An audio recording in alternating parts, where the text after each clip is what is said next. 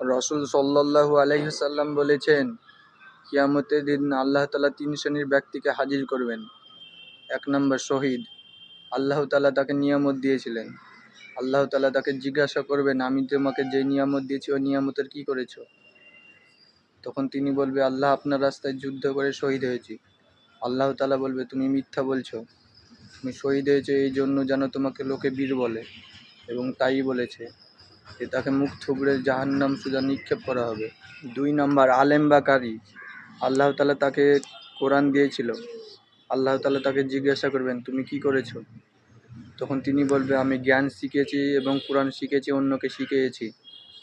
তখন আল্লাহ তাআলা বলবেন, তুমি মিথ্যা বলছো। তুমি জ্ঞান শিখেছিলে এই জন্য যেন তোমাকে মানুষ আলেম বলে, আর তাই বলেছে যে তাকেও জাহান্নাম সোজা নিক্ষেপ করা হবে। আর 3 নম্বর ধনী, যাকে প্রচুর পরিমাণে সম্পদ দেওয়া হয়েছিল।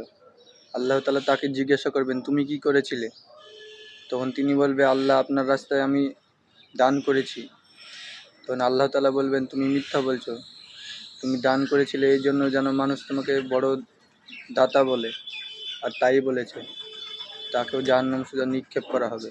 এটা থেকে একটা শিক্ষা যে আমরা যাই ইবাদত করি না কেন, নামাজ, রোজা, দান, সদকা সবই আল্লাহর জন্য করতে হবে, লোক দেখানো বা মানুষ দেখানোর জন্য না। আল্লাহ আমাদেরকে বোঝার তৌফিক দান করুক। আমিন।